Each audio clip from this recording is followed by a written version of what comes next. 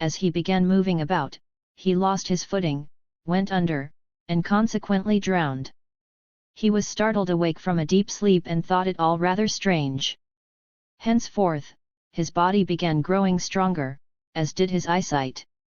When he stroked his beard, the white hairs all came out, and after quite a while, the black hairs that took their places fell out as well. The lines in his face also gradually relaxed. After several months had passed, his jaw became as bald as a boy's face, just like a 15 or 16-year-old. He often wandered about carefree and made fun of things, also like a boy. He was no longer particular about the way he dressed, his two sons often redressed him. Shortly after this, his wife succumbed to the illness from which she'd long been suffering and died. His sons urged him to search for a new wife among the wealthy families. Zhang replied, "Wait for me to go to Hebei, and once I return, I'll marry." He calculated the time remaining until the appointed day, then arranged for servants and horses to accompany him to Hebei. He searched for information about Minister of Revenue Lu and found that there was such a person for sure. A daughter had been born to the Lu family who at birth was already able to speak, and who had grown increasingly wise and beautiful, so her parents loved her very deeply. Though wealthy families inquired about marriage arrangements, the girl always refused them. Surprised, her parents asked her why, and she frankly told them she was waiting for Zhang to appear for an appointment that had been set up in her previous incarnation. When they totaled up his age, her parents roared with laughter and said, "How silly of you! Master Zhang is already 50 and naturally will have changed greatly, his very bones having become decrepit. Even if he's still alive, he'll be balding and toothless." The girl wouldn't listen to them. Her mother could see she was determined not to budge, so she conferred with Master Lu and warned the gatekeeper not to allow any visitors to enter, and once the date of the appointment had passed, her daughter would give up because of her disappointment in Zhang. Soon afterwards, Zhang arrived and the gatekeeper refused to admit him. He left and returned to his inn, disappointed that there was nothing he could do about it. He loitered at the outskirts of town, making private inquiries while wandering about.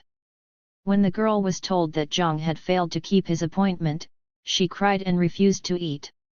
Her mother said, "The gentleman hasn't come, so he must have passed away, and even if that's not the case, he's guilty of breaking his promise and hence you have nothing to be blamed for." The girl said nothing, but spent all day in bed. Lu was worried about her, and thought about taking a look at Zhang, so he pretended to take a stroll outside town till he came across Zhang. When he saw that Zhang was a young man, he was amazed. Drawing him out with a bit of conversation, he found Zhang very open and easygoing. Lu was delighted, so he invited Zhang to come home with him. Just as Zhang was about to ask Lu about himself, the official hastily walked up to his door, begging his guest to have a seat by himself for a few moments, then hurried inside to tell his daughter. The girl, overjoyed, managed to get up out of bed by herself. She peeked out to check on him, but found that his appearance didn't fit with his age, began to cry, and returned, complaining that her father had deceived her. Lu swore that it was Zhang. The girl said nothing and wouldn't stop weeping. Lu went back outside, feeling dejected, and informed his guest that the situation had changed and he could no longer invite him to stay. "Is this how the noble Minister of Revenue keeps his promises?" asked Zhang. Lu answered him casually. Then he turned his head away and looked around, serving to show that Zhang was no longer his guest. Zhang understood Lu's meaning, took his leave and departed. The girl wept pitifully for several days and then died. That night, Zhang dreamt that the girl came to him and said, "Was the man I saw that day really you?